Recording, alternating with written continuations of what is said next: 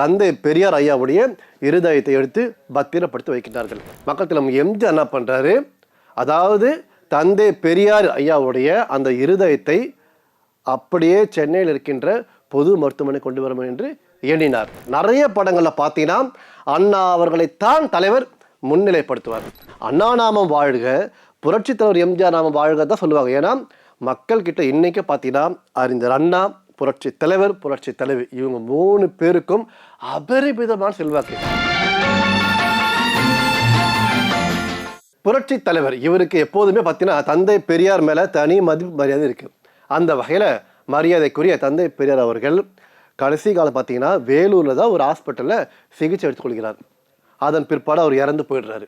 உடனே அங்கே இருக்கின்ற அந்த மருத்துவமனை நிர்வாகம் என்ன பண்ணுறாங்க, தந்தை பெரியார் ஐயாவுடைய இருதயத்தை எடுத்து பத்திரப்படுத்தி வைக்கின்றார்கள். அப்பொழுது மக்கள் திலம் எம்ஜிஆருக்கு தகவல் எட்ட தலைவர் தான் அப்பொழுது முதலமைச்சர். மக்கள் திலம் எம்ஜிஆர் என்ன பண்ணுறாரு, அதாவது தந்தை பெரியார் ஐயாவுடைய அந்த இருதயத்தை அப்படியே சென்னையில் இருக்கின்ற பொது மருத்துவமனை கொண்டு வர என்று எண்ணினார். அதன் பிற்பாடு மக்கள் திலம் எம்ஜிஆர் என்ன பண்ணுறாரு, மிகுந்த சிரமப்பட்டு முயற்சி மேற்கொண்டு வேலூர் அந்த மருத்துவமனைகிட்ட பேசி மரியாதைக்குரிய பெரியார் ஐயாவுடைய இருதயத்தை பத்திரமாக அரசு மரியாதையோடு பொது மருத்துவமனை கொண்டு சேர்க்கிறார். இன்னைக்கு பொக்கிஷமாக இருக்குது. அதாவது பெரியார் அவர்கள் இறந்தது 1973, தலைவர் சிஎம் ஆனது 1977. அதாவது 4 வருஷத்தில் பார்த்தீங்கன்னா மக்கள் திலம் எம்ஜிஆர் தான் முயற்சி மேற்கொண்டு கொண்டு வந்தார். பேரறிஞர் பெருந்தகை அண்ணா புரட்சி தலைவர் மேலே தீரா பற்று பாசம் கொண்டவர். அவருடைய பேச்சுக்கெல்லாம் பார்த்தீங்கன்னா காந்த மாதிரி இழுக்கும். அவர் நம்ம தலைவரை இதய கனி என்று அழைப்பார். தலைவர் அவரை எப்போதுமே இதய தெய்வம் என்று அழைப்பார். அண்ணா அவர்கள் கிடிச்ச கோட்டை தலைவர் தாண்டவே மாட்டார். நிறைய படங்களில் பார்த்தீங்கன்னா அண்ணா அவர்களைத்தான் தலைவர் முன்னிலைப்படுத்துவார்.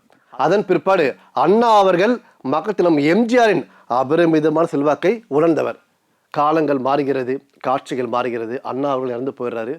அதன் பிற்பாடு 1974 தலைவர் என்ன பண்ணுறாரு, அதிமுகவின் பொதுச் செயலர் பதவி பார்த்தீங்கன்னா அறிஞர் அண்ணாவின் துணைவியார் மரியாதைக்குரிய ராணி அம்மையார் அழைத்து அவங்க கிட்ட ஆசீர்வாதம் வாங்கி கொண்டு அந்த பதவியை பெற்றுக்கொண்டார். அது அவர் வாழ்க்கையில் மறக்கவே முடியாதான். பார்த்தீர்களா, தலைவர் மாதிரி ஒரு உத்தமமானவரை நீங்கள் பார்க்க முடியுமா?